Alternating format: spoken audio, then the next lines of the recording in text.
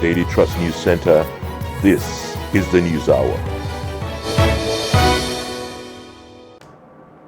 On News Hour tonight, Court of Appeal grants INEC leave to reconfigure beavers for Saturday's governorship elections. International Women's Day marked to celebrate achievements and raise awareness. Elder statesman Musa Musawa buried in Kaduna. And on the international scene, clashes erupt in DR Congo between M23 rebels and army despite ceasefire. Hello and welcome to Trust News Hour. I'm Darshan Hussaina Usman. The news in detail. The Court of Appeal has granted a request of the Independent National Electoral Commission to allow it to reconfigure the bimodal voter accreditation systems used for the conduct of the 25th February presidential election in preparation for Saturday's governorship and state houses of assembly election. Trustee Shafiu Suleiman reports that the appellate court, however, refused to set aside its earlier order granting access to the Labour Party to inspect material used for the elections. The applicant, INEC, has requested the appellate court to grant its relief with a view to allowing it to use the electronic device for the conduct of the Saturday governorship and state assembly elections. INEC has equally sought for leave of the court, setting aside its earlier order given to the Labour Party and the PDP to inspect material used for the presidential election, as this, according to the Commission, will undermine the confidentiality of the election database. In its ruling, the appellate court held the argument of the applicant that configuring the beavers will not affect the information contained therein, as it will be stored in a back-end server which could not be tampered with. The appellate court, however, dismissed a request by the applicant, asking the court to vary its earlier access order granted to Labour Party and the People's Democratic Party (PDP). The court also held that the initial order was not in any way meant opening the electronic database of INEC, nor does it allow for scanning of used ballot papers.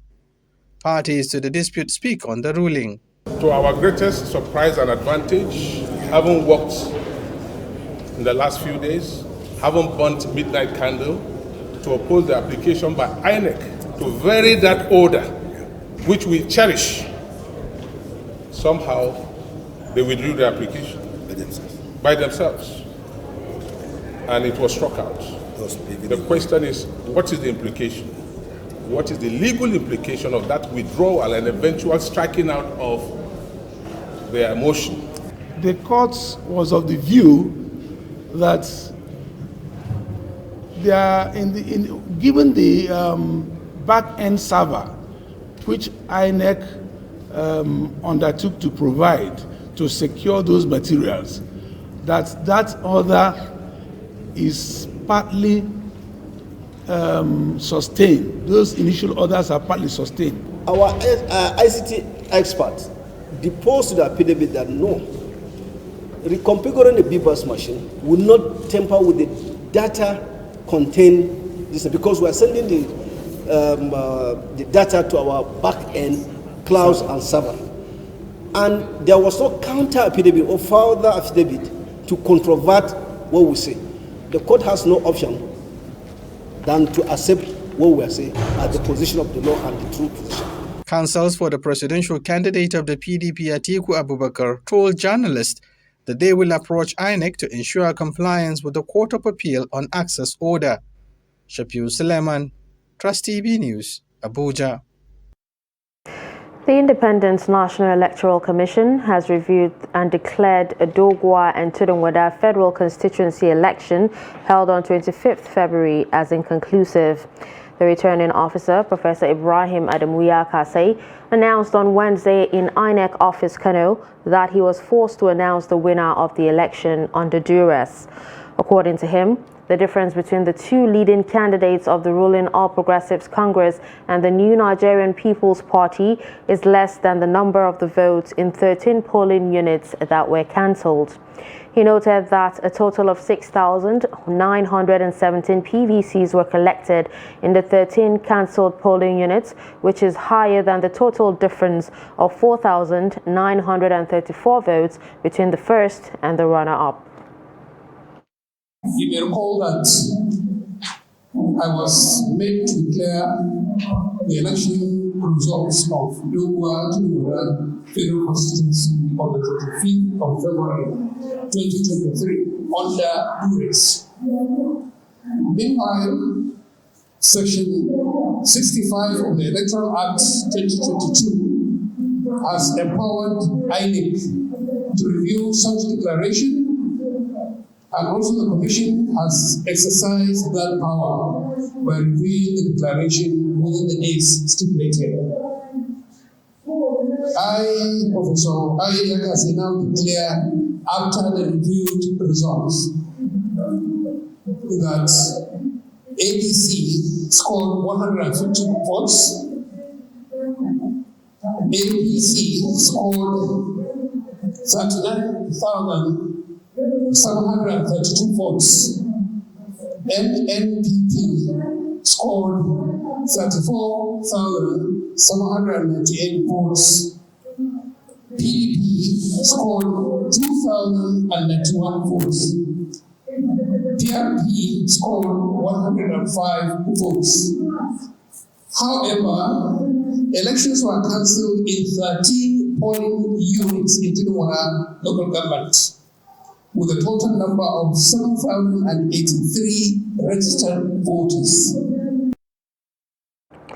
Elected members of the House of Representatives have been presented with certificates of return as members-elect from the Independent National Electoral Commission, INEC, in Abuja. Members-elect pledge adequate representation of their constituencies when the 10th Assembly is inaugurated in June this year. Noel Sampson reports. The International Conference Center was filled with newly elected members, some returning members or first-timers coming with their family and friends and political associates to receive certificate of return, sealing their victory during this Saturday's election. Members enlist security, job creation, employment opportunities, among others, are some of the issues they will focus on in the legislature. Quality representation to make sure that my constituency get the best representation. That's the most important thing for me here. Well, first of all, we'd like to focus on the security of the nation. We'd like to focus on gender equality. We'd like to focus on poverty alleviation and also unemployment. So there are a lot of things that will change the face of this 10th Assembly. This is my third time.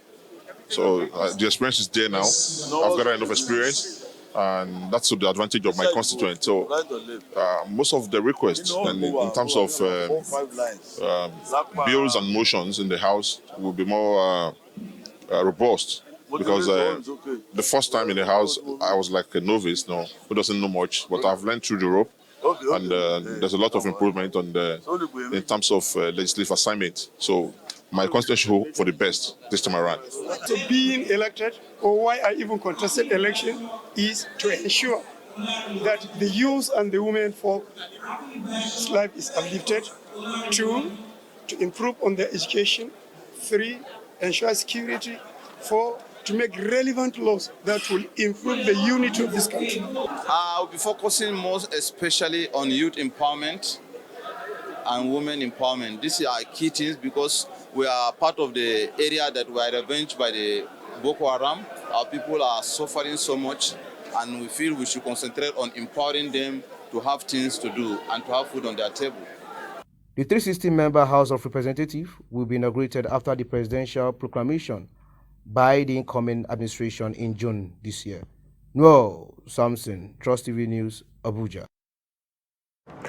International Women's Day is marked to celebrate achievements of women and raise awareness on gender parity.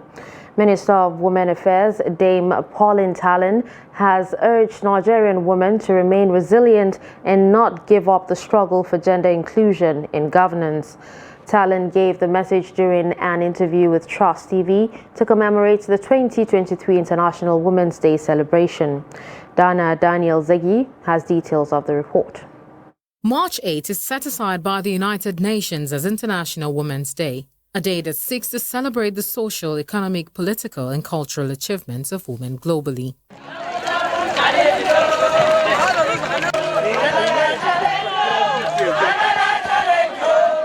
The theme for this year is Digital Innovation and Technology for Gender Equality. As Nigerian women join the world to celebrate the day, they outline some developmental challenges facing women in the country. Some women now, they are the ones holding the home. They'll go out and hustle, work, do one or two things to sustain the family. What women face is how the men or the society see women. They feel like women don't have a voice. They feel you can't be in authority, which is wrong. The Minister of Women Affairs, Pauline Talon, speaks on policies and programs in place to foster women development. The main issues affecting women is empowerment. When you empower a woman, you have empowered the family, you've empowered the society and the nation at large.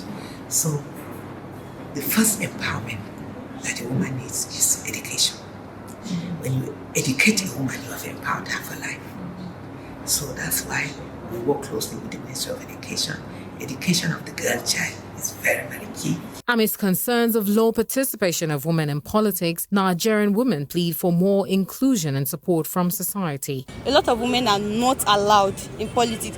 So we even have, they say, women supporting women. We have women that come out to campaign, they will contest for political powers. But even when you check the amount of votes they have, some of them don't even have up to 10. And when you check, it's even maybe their brothers, not even their fellow women that even vote for them. It's wrong. Let's start giving women, the chance to. If they don't do it, then you can vote them out in the next year. But at least let's give them the opportunity to attain this power and let's see what they can do. We are still looking out to see whether we can get more women in the helms and affairs. A lot of years past, women has proven that wherever they are, they can prove that they can do it better than men. But it's giving them opportunity. And because we don't have what it takes most time, you find out that some women shy away. So we need to be encouraged. Amidst the euphoria of celebrating women globally lie the weights they carry daily, from the roadside vendor, the corporate worker, mother and girls. The concern for a better life for her and her family is the drive to make ends meet. Dana Daniel Zegi, Trust TV, Abuja. International Women's Day celebrates successes and contributions of women to the societal development across the globe. The day also gives room for reflections on challenges affecting the female gender on various spheres of life. Trust TV's Ibrahim Ismail examines struggles and successes of a 38-year-old visually impaired lady who defies all odds to become an advocate for women's rights in Gombe State. Take a look.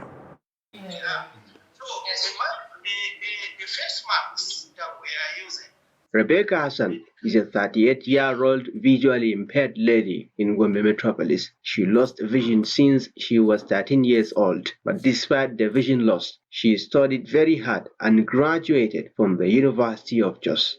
The doctor advised us that there is nothing that we can do except they will take me to school. So I started my school in KASES, that is Kaduna Special Education School.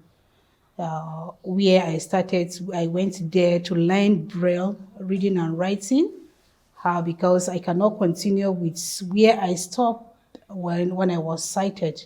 I have to go back and learn how to read Braille and to learn how to write Braille. That is where I started. I started in Kaduna Special Education Center. So this is where I started, and I proceed to Faith Tabernacle College in Plateau State is where I did my secondary school. Then I moved to University of Jos, that is UJ, where I obtained my degree. Rebecca, who is passionate about women's rights and education, now runs a non-governmental organization, Inclusive Society for Women and Girls Initiatives. I will not give up. Even the community sometimes even to seek advice or to hear your view or to bring you at the table like any other person to come and discuss so that you will say your mind also that or you will bring your contribution that will bring the progress of the community. They will see since you have disability, there is no need of bringing you along. There is no need of advice, seeking for your advice. So the challenges everywhere, even in the office, even in the bank, in the market, everywhere. On the spirit of the 2023 International Women's Day, Rebecca's dream is to help women with disability to access quality education. Because out of hundreds of people, women with disability, more especially here in the north, is very few that went to school. So for that my dream is to see how I touch their life, how to see I bring them out of their bondage, out of where they are, so that they will come and attend school, so that they will achieve like me. For Rebecca and other persons with disability, they are not disabled. All they need is special attention to present their talent for societal development. From Gombe, Ibrahim Ismail reporting for Trust TV. Focus and determination are key ingredients women need to break barriers and succeed against all odds. A food vendor in Oshogbo, Osun State capital, Umukoro Augustina, exhibits this trait and she is flourishing in her trade and sustains her home. As part of the International Women's Day, Hamid Oyegbade meets Augustina and files this report on a typical day for this not-so-ordinary woman. His report. She hails from Delta State but lives in Oshogbo, Osun State. Augustina Umukoro is a successful food vendor, combining her own duties with her trade without clash.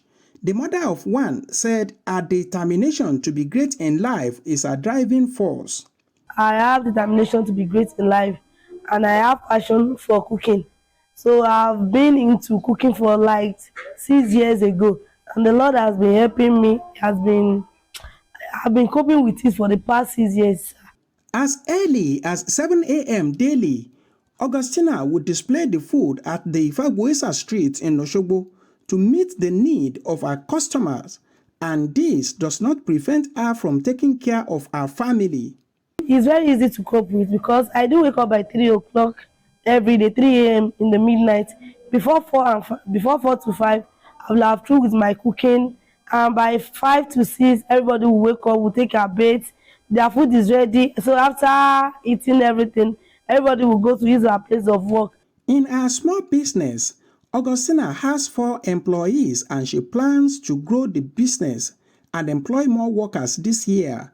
But the new Naira note scarcity scuttled her plan. I have 4 staff that used to work with me every day, that we are working together. But whenever I have contracts, aside my own daily business, I have like 10, 12 people that do work with me. Let me say it's just of recent that I have some challenges due to this cashless policy, that there is no cash, there is no much sales like before. That's the only challenges that I have, because I have everything. I have those that are working with me and I'm paying them easily. So there is no more challenges. God is helping me. In commemoration of the International Women's Day, Augustina charged women to strive to earn legitimate income to support their husbands and sustain their homes. We should not rely on our husband only to be taking care of the family, taking care of the children, everything. We should try our own possible best to help our family as a woman. At least if we need 10% of something in the family, if the husband is dropping like 6, we too as a woman, we should also try and drop like 4 to help the family, so that all the burdens will not be on the man alone. As she kept pursuing her passion with full commitment, this young enterprising woman poises for a greater height and worthy of emulation by her peers. Hamid Oyegbade, Trust TV News, Oshogbo. In the same vein, the need for women to embrace inclusivity in science and technology has again been emphasized. This, among others, was the focus of the 2023 International Women's Day tagged Digital, Innovation and Technology for Gender Equality. Kabir Lowell has more. The 2023 International Women's Day raised awareness on issues such as gender equality and violence, as well as abuse against women, among others. Stakeholders at the Women's Day event advocated for the girl child to be given social impact and innovation skills to enable them fully explore their potentials. Women in technology are a minority, and it is a space that we believe needs inclusivity, needs equality. Yes, it may be a bit expensive, but due to the advent of technological advances that have made it a bit cheaper, it's still a bit expensive, especially for those of us living in Africa compared to the other parts of the world. The fourth industrial, we're in the era of fourth industrial revolution, where robotics, coding, artificial intelligence, business internet, and so many things are being promoted to the children now. And this is also unique because it targets the girls. To them, knowledge of science, technology, engineering and mathematics, also known as STEM, gives the girl child leverage for accelerating women's equality. Today is a very important day for girls, and coming together, we've been able to tell the girls that technology is the key thing. No matter wherever you find yourself, whichever discipline, whether you're medicine, whether you're in the arts, using the technology to do very, very far. Others said it was high time to reflect on how technology can help make them better women and to bridge the gap with the male gender. Female students also said the gesture will go a long way to make them compete with the male counterparts favorably. Learned that anyone can be involved in STEM, any aspect of STEM, be it science, technology, engineering or math. It doesn't matter who you are. As a girl, you can be involved in STEM activities and also change the world. Well, we learned that girls can change the world. We learned that our networking is very important, and our networking are the people around us, our family, our friends, our teachers mostly.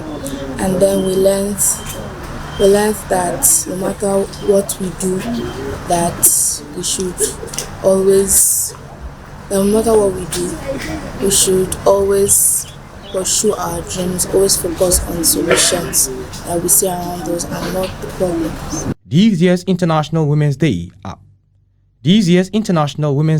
aims to, among other things, create internet-driven solutions rather than misuse of the internet. Kabir Lawal, Trust TV News, Abuja. As the world celebrates International Women's Day, the welfare, safety and challenges facing women come to the fore with a view to addressing the applied for a better society. In Katsina, Abdullahi Ahmadi meets some women who are struggling to survive with many orphans but without shelter, food and other basic needs. His report. Women constitute substantial percentage of world's population, with many exposed to dangers and increasing vulnerability in many societies. These women say they are living a miserable life since the day they were forced out of their communities, pushed into begging, exposed to dangers and uncertainty. In specific terms, they said their life's experiences are a mixture of sorrow and happiness. We solely depend on whatever life offers. Opportunities like this one comes once in a while. We are trained on soap and pomade making. When we produce it, we sell to complement whatever we have just for a living. At times, they had to go to the bushes to fetch firewood for sale to get what they could feed the children, not to talk of education, which is not a priority for them now. These children were in primary school when bandits attacked and forced them to abandon education pursuits to explore their potentials. The women also said it has never been so bad like this time. But the question is, what do local women make out of the International Women's Day being celebrated annually? International Women's Day. Where did you get this from? What is Women's Day? To me, Women are those enjoying in the offices or those who have better opportunities in their matrimonial homes. To me, what I see is what I have. Observers say International Women's Day celebration only offers opportunity for sober reflection without much positive impact on vulnerability of the opposite sex by governments and other stakeholders. Abdullahi Ismayamadi, Trust Television News, Katsina. Goods worth millions of naira have been destroyed after a fire razed part of Akere spare parts market at Ajegunle in the Apapa area of Lagos State. The lifeless body of a 65-year-old security guard is also said to have been recovered near the scene of the incident. The director of Lagos State Fire and Rescue Service, Adeshaya Margaret, in a statement on Wednesday, confirmed that the fire started at about 3:28 a.m., adding that the Ajegunle fire station was the first respondent. Adeshaya added that the cause of the fire would require an investigation to account for the number of locked-up shops and wares lost.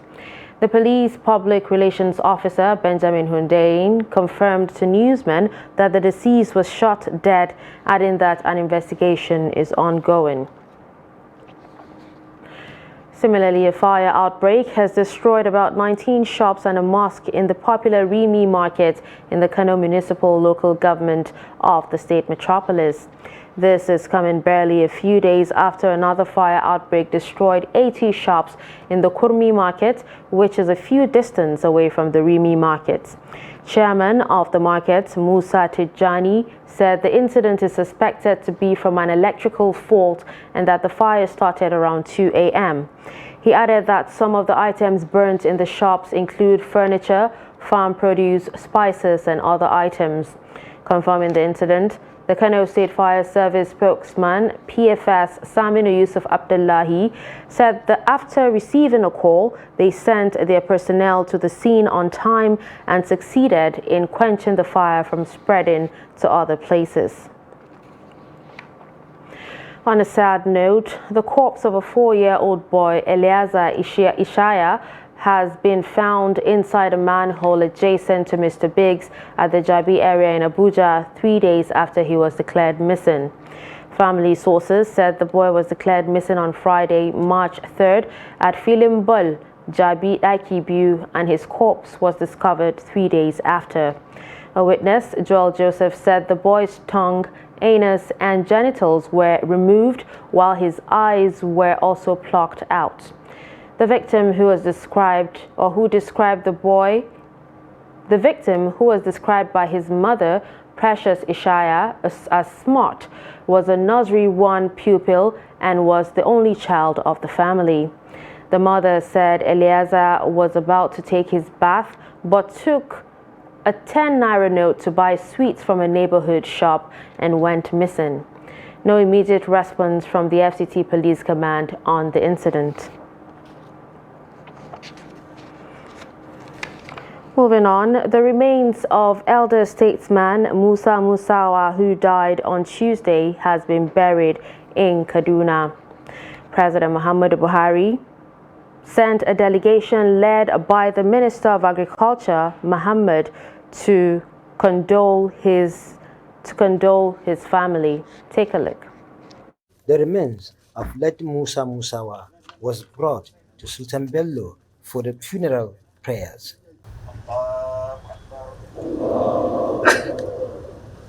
Dozens of Muslims at the funeral pray for the eternal rest of the elder statesman.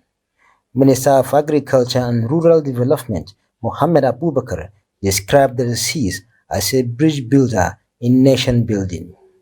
Musa Musa, we all know, even new generations have heard about his contribution, right from the time of one Kaduna state to the time of the two Kaduna and Katsina and the whole country. He has served in various capacities and has contributed immensely to state building, to nation building in general, even internationally. So this is quite a loss for the state, for the country, for the family, and I can say even the world at large. Families and associates of the deceased describe his death as a big loss for the country. I believe Dad has lived a wonderful life, and I hope he goes to the heaven. He goes to heaven. Well, I can remember my dad for so many reasons. My dad is like a friend to me. He's a friend to me, and also a father. And I have so many memories about him. He's such a nice man. He's a friend and a daddy as well. Gidan Al Jannah, may his soul rest in peace, and that's all. I can just keep on praying for him till my time comes as well. Yes. Well, he's a very funny individual and very intelligent. He speaks good English, and the thing I love of him is he makes hura, dama hura. He used to do it for us in his farm. He's the only one. He will never agree anybody a dama mana hura except himself. And he's very clever. He will give us the water. Then he will take the sediment. They will never give anybody the sediment to take. He say, no, I've given you our own. So he's joyful, very lovely. According to them, Musa Musawa played an important role in national politics right from the First Republic. The delegation later moved to the family house of Sheikh Ahmed Gumi to equally condole him over death of his mother. The minister described the late mother of the scholar as a great woman and mother to the nation. Bello Musa, Trust TV News, Kaduna. Thank you, Bello, for that report. Now, moving ahead, President-elect Bola Tinubu has expressed sorrow over the death of elder statesman Musa Musawa. Musawa, who died on Tuesday following the protracted illness, was a broadcaster, diplomat, and astute politician. Musa Musawa is survived by a number of children and other family members, including the deputy spokesperson of the APC Presidential Campaign Council, Hannatu Musawa. In a statement Tuesday evening by his media office, Tinubu described the late statesman from Katsina State as one of the last bastions of freedom fighters who fought for Nigeria's independence. You're watching News Hour on Trust TV. Coming up after the break. Why price of tomatoes is on the rise? Stay with us.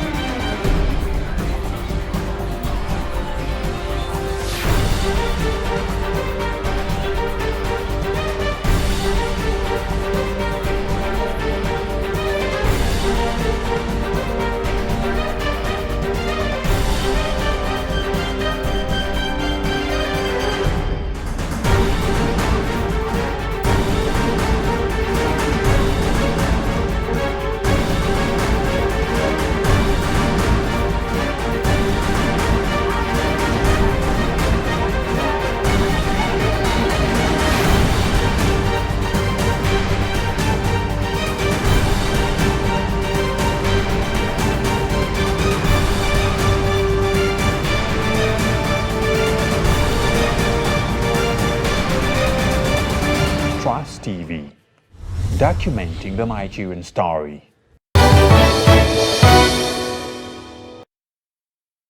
Welcome back and thank you for staying with us. It's still Trust News Hour. Here's a recap of our major stories.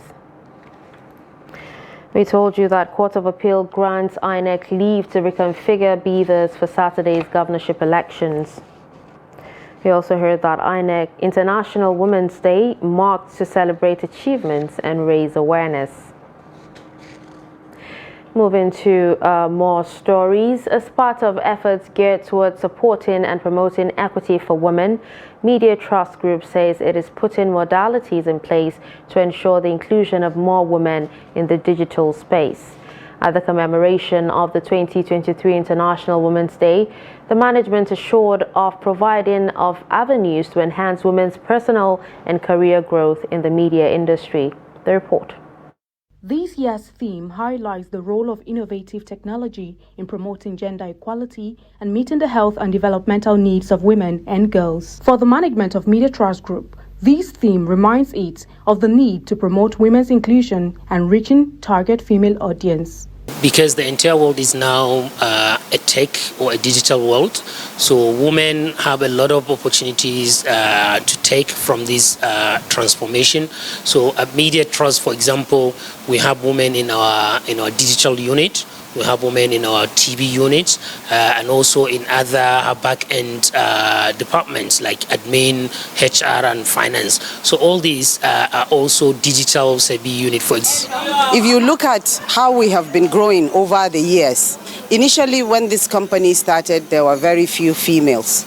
But now, with a lot of support from our board of directors, you would see that for any key position that comes up, the board is so interested for women to be given that opportunity. Facilitating access to health information and services, adoption of digital health and other technological innovations is said to positively impact electronic medical records and health data management.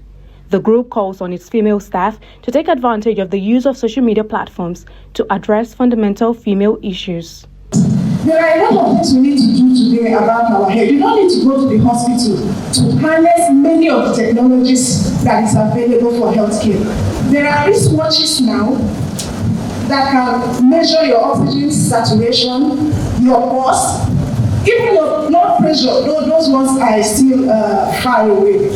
So there are a lot of things technology can do for us. Don't stop at using your phone or just browsing Facebook, Instagram and all that. You can use it to harness your health and also opportunities.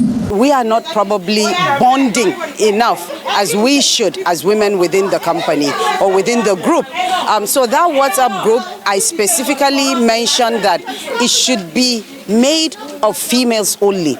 And this would be an avenue for us to share ideas, to talk about our health. You know, the woman, our body, we only understand our bodies. So it's an opportunity for people to speak their minds, to talk, to advise each other, because health is wealth. Bringing women into technology results in more creative solutions and has greater potential for innovations that meet women's needs and promote gender equality. Aisha Salihu, Trust TV News, Abuja.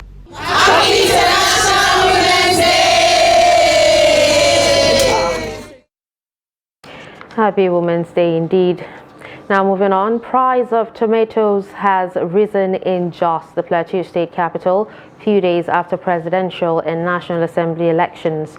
Traders say the sudden development is not unconnected with the shortage of the product in the northern region, where most of the farming areas have exhausted their produce. Plateau State is a farming area where tomatoes are grown in large quantity. Ado Musa completes the report. In the last 2 weeks, Trust TV reported how a basket of tomato was sold between 700 and 1,000 naira, a situation that many tomato farmers and dealers were crying about. Traders had said that the scarcity of cash in the hands of the buyers had contributed to the fall of the price of tomato in the market, but the price has risen to 3,000 naira per basket. The dealers explain why the sudden change in the price. You know, this farming, this dry season farming, is almost everywhere in the northern part of the country. There is the tomato in Kano, Zaria, Katsina, Bauchi, and other places. So why it was cheap in those days is because that time almost everybody's tomato, every place tomato is available. But now many places like Zaria and Katsina, their tomato has finished. Now it's left only here and Kano. That's why the volume of the tomato supply in the market has reduced. I think one of the reasons for the rise in price of tomato was because the presidential election had been conducted, and people from the southern part of the country are now coming to buy it. The farmers are happy with the development because they have spent a lot in the farm and need to recover their expenses. Asking if the price could continue to rise, the dealers have this to say. Tomato will not fall down because it's a seasonal farming. a majority of the people are going to face the rainy season farming because of food. They will run away from this perishable because it can make them to lose a lot of money. So I don't think tomato will not come down again until after July.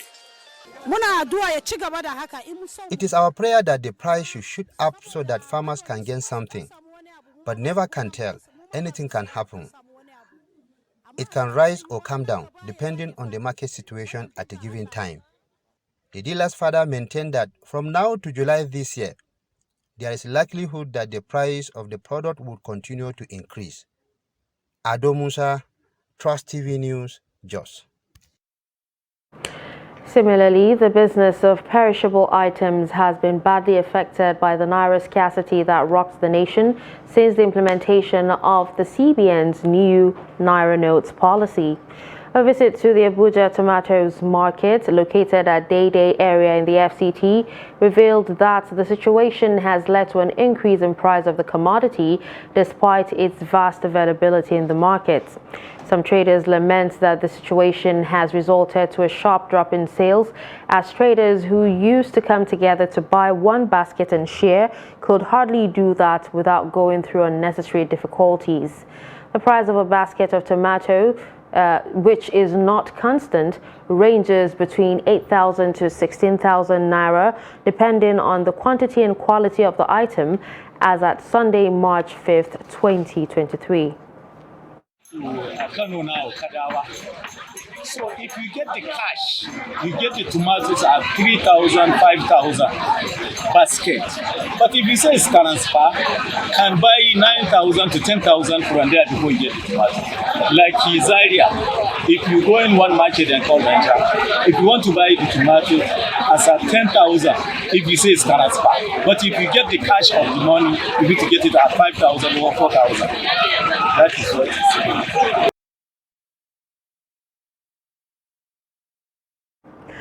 The Independent National Electoral Commission has sorted sensitive materials for Saturday's governorship and State House of Assembly elections in Nasarawa State.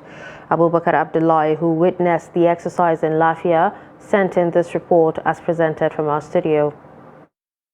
Gathered at the Lafia branch of the Central Bank to monitor the sorting process are political party leaders, local and foreign observers, and security personnel. Addressing journalists, the Nasarawa State INEC Resident Electoral Commissioner Othman Ajidagba said all materials needed for the conduct of Saturday's elections are available in the state. You will realize that election is 3 days away, but we are here purposely to distribute the materials to the local government areas. We have instructed our electoral officers to sort out the materials tomorrow, Thursday, in the presence of political agents and the security agents, so that if there is any shortfall, they can report to us and we quickly make amends where necessary. Because this time around, we have told the electoral officers that on no account must they delay distribution to rack centers beyond 5 o'clock on Friday. He assured that the Commission is fully ready to conduct free, fair and credible elections in the state. Some political party representatives commended the process and expressed the hope that the poll will be a reflection of the will of the people. It's okay, I see it okay, transparent, since we are allowed to see everything, to touch everything, to ensure that it is, they are the exact thing that we are expecting and they are just there. The process is very open and very transparent. And as a party, we are happy with the entire arrangement. Actually, the process of the dispatch of the electoral material is very open and is very good, and we appreciate it. With the sorting out and distribution of sensitive election materials, voters in the state are looking forward to cast their votes with the hope that they will count. In view of the not too impressive performance of the ruling All Progressives Congress in the presidential and National Assembly elections in Nasarawa State, the state governor Abdullahi Sule and leadership of the party say they are strategizing to triumph in the governorship and State House of Assembly elections coming up this Saturday. Abubakar Abdullahi, who is monitoring political activities, again reports on the efforts of the state governor to win his re-election bid. The report is presented from our studio. The All Progressives Congress is the ruling party in Nasarawa State. During the last presidential and National Assembly elections, the party could only win 3 out of the 8 National Assembly seats. Specifically, the Social Democratic Party won 2 Senate and 2 House of Representatives seats. The People's Democratic Party took the Nasarawa South senatorial seat, while the ruling All Progressives Congress picked 3 House of Representatives seats. To overcome the challenges that caused the ruling party to lose some of the seats to the opposition parties, Nasarawa State Governor Abdullahi Sule and the leadership of the party in the state are embarking on a rigorous campaign across communities, as well as meeting stakeholders and religious leaders to convince them to vote the party in the governorship and State House of Assembly elections in the state. Governor Abdullahi Sule reminded voters of his developmental efforts at different sectors of the economy currently benefiting residents of the state. He maintained that his administration has achieved peace, making it possible for residents of the state to peacefully participate in this year's election. So I promise you, we already have soldiers in Rukubi, and we have asked those soldiers to be shuttling between Rukubi and Doka. But on Monday, day after tomorrow, we will relocate 50% of them back to Doka, so that our people can go back, not just to vote, but they can go at least and harvest what they have. And we have already started seeing the rains falling. They can go and cultivate the land to do what they know how to do best. Apart from meeting communities and religious groups to galvanize support for the party in the upcoming elections, party leaders are making inroads into all nooks and crannies of the state, where they are getting assurance of support for the ruling APC in the state. Some of these community leaders re-echoed some of the achievements by Governor Sule's administration and promised to cast their votes overwhelmingly to Governor Sule and other APC candidates in the state. Because we believe that with an APC government in Benue and an APC in Nasarawa State, and an APC government in Nasarawa State, the security challenges that bedevils us across the nation, the borders, will be in the past. Because of the love we have for Igbo people, and thereby exceeding all expectations. You stated our expectation. Your Excellency, you brought peace. You availed yourself for God to be used to bring peace in Nasarawa State. And the Igbo people are business inclined. And there's nothing you can do for an Igbo man if not to create an enable environment for his business to thrive. He can sort himself out. Despite the recent support the APC candidates continue to receive, some opposition parties on their part are hoping to make an impact in the governorship and State House of Assembly elections in the state.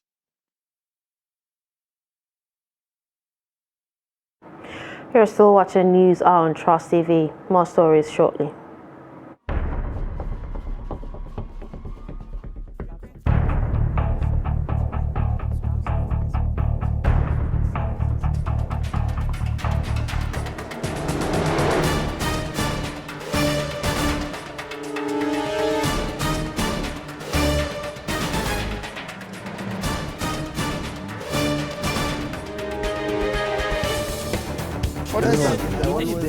That's great.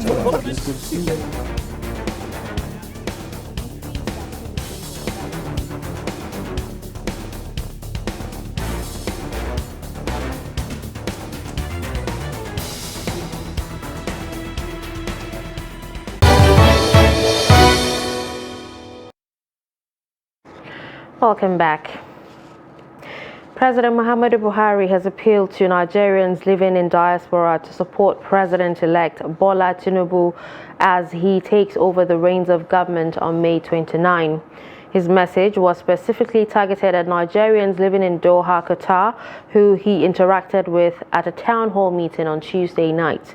The president insisted that his administration had conducted credible, transparent and fair elections and would conclude the assignment on Saturday with the governorship and state assembly elections. Kende Amodu has the report. There are currently about 7,000 Nigerians residing in Qatar who are gainfully engaged in diverse areas of human endeavor. Acknowledging the roles that Nigerians in diaspora have been playing in the development of the country, President Buhari disclosed that his administration had approved a national diaspora policy.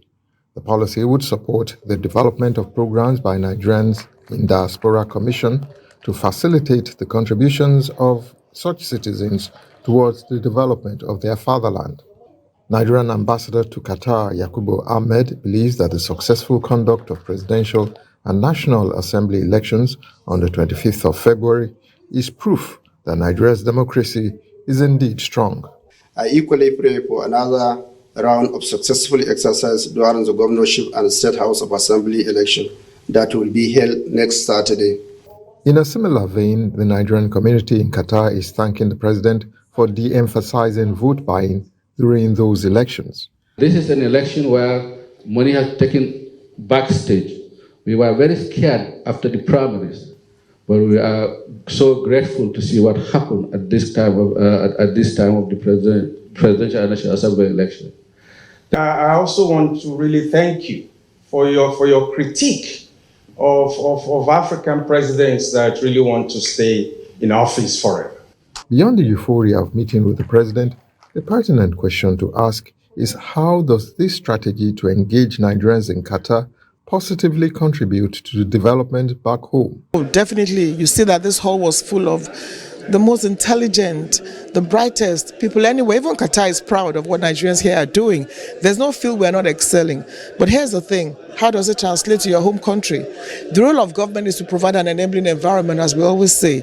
And our role is to engage with them. Like already from here, we have some of them that want to build capacity, particularly in the medical field, some of them in the food and beverage business, some of them in the oil and gas business, and some of them are already seeing how they can invest in agriculture back home, bringing businesses back home. So that is the thing. Nobody will develop Nigeria but Nigerians. Nigeria and the state of Qatar established diplomatic ties in 2013 and have since then maintained very cordial relations. On the president's entourage to Qatar, Kehinde Amodu, Trust TV News.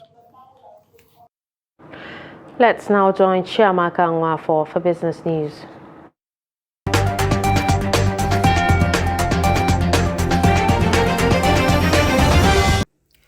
The Central Bank of Nigeria, CBN, has announced the issuance of operational guidelines for open banking in the country.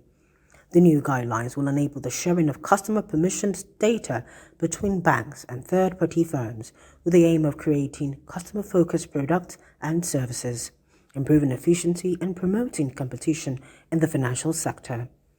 A statement signed by the Director, Payments System Management Department of the CBN, Musa El Jima, says the adoption of open banking will deepen the financial system in Nigeria and further its mandate of ensuring stability in the sector. The guidelines are expected to enhance access to financial services in the country.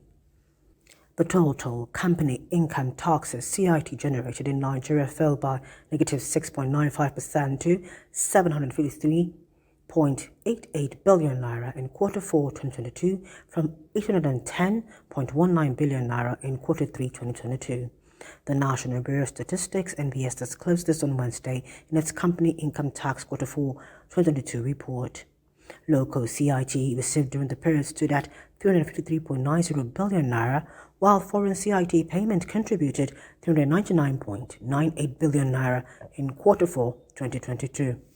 The report revealed that the top three largest contributors in Q4 2022 were manufacturing, financial and insurance activities, and information and communication activities. Finally, still on tax, Nigeria generated 251 trillion naira as value-added tax in 2022, marking a 21.2% increase compared to 2.07 trillion naira recorded in the previous year. According to the recently released VAT report by the National Bureau of Statistics (NBS), 1.48 trillion naira was generated as local non-import VAT, 510.8 billion naira as foreign non-import VAT, while Nigerian Customs Service (NCS) remitted 521.5 billion naira VAT. Further breakdown of the data showed that the highest VAT was recorded in the fourth quarter at 697.38 billion naira. Nigeria's VAT revenue has grown significantly in recent years following the increment of the VAT rate from 5% to 7.5% in 2020. And that's it on Business News. I am Chiamaka Nwafo.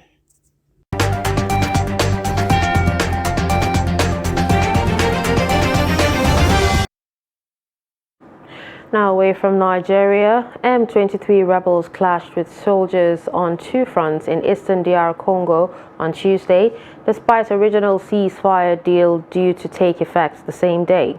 After several days of relative calm, fighting erupted on Monday in the Flashpoint province of North Kivu, leaving several civilians dead and injured. The fighting continued on Tuesday with the rebels seizing new villages despite a ceasefire brokered by Angola last week that was due to start at noon. The M23 rebels have captured swaths of territory in Eastern Democratic Republic of Congo since re-emerging from dormancy in late 2021, claiming the government had ignored a pledge to integrate them into the army. The Tutsi-led group is hemming in the lakeside trade hub of Goma, taking territory to the north of the city and advancing in the west as well.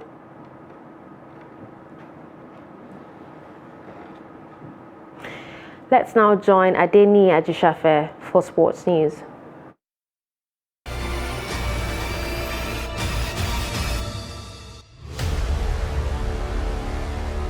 Nigeria's first female handball coach, Toyin Aluko, says sportswomen in the country deserve to be more celebrated than they are presently acknowledged, as they have won more laurels for the country than their male counterparts. Speaking on Trust TV sports program 360 Sport as part of activities marking the 2023 International Women's Day, Aluko said such laurels are both in individual and collective capacities.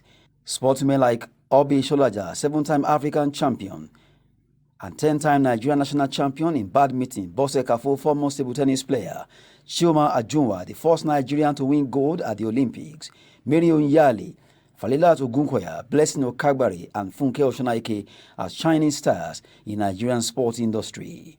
She also mentioned world record holder in 100 meters, Tobi Amuson, S.A. Brume, Super Falcon and Falconet, Flamingos and D-Tigers, and many more as female stars that have also made Nigerian proud with their achievement in sport across the globe. The President Association of Former Female Athletes of Nigeria, while encouraging women celebrating Nigerian women in sport on this year's International Women's Day, said women in sports need to be encouraged and safeguarded to enable them to compete safely in sports. Through our own sporting activities, to discover some of these female athletes, educate them, empower them, and mentor them. Actually, we are serving as role models, and we are not taking the issue of education lightly. We want them to go to school. Aluko also called on girls to combine education with sports as AFAN, as a body is out to promote ladies in sports. Them call us, and we are standing against having female athletes in camp without female officials. It's an aberration. We've had it in the past where you have female athletes or male coaches. We open. We are not protecting the athletes per se, and there's what they call safeguarding in sports now. So it's part of what we are doing. That's That's AFAN, to ensure that these girls, these female athletes are well protected. She advised athletes to avoid doping and compete clean to project the image of Nigeria in a decent way in sport. One thing that the international IOC, sees them as not being a model, a right example for the young athletes, and that's why they take the issue of doping seriously. Because if you see somebody winning because of that person has taken a banned substance, of course the younger ones will say, let me to take something, because I want to do that. Exactly, and our own doping system in Nigeria must be worked upon. We need to test our athletes here before they go out. We don't need to go and test them outside and we disgrace ourselves. Let's test them here before any event. The International Women's Day is a day set aside to celebrate the achievement of women and also raise awareness on issues facing them. That's Sport News. I am Adeni Ajishafe.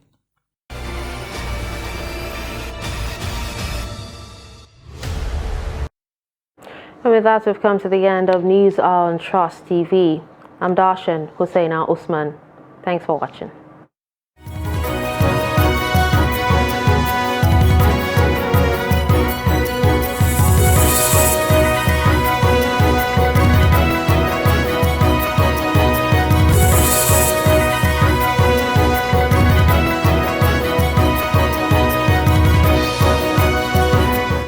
the Daily Trust News Center, this is the News Hour.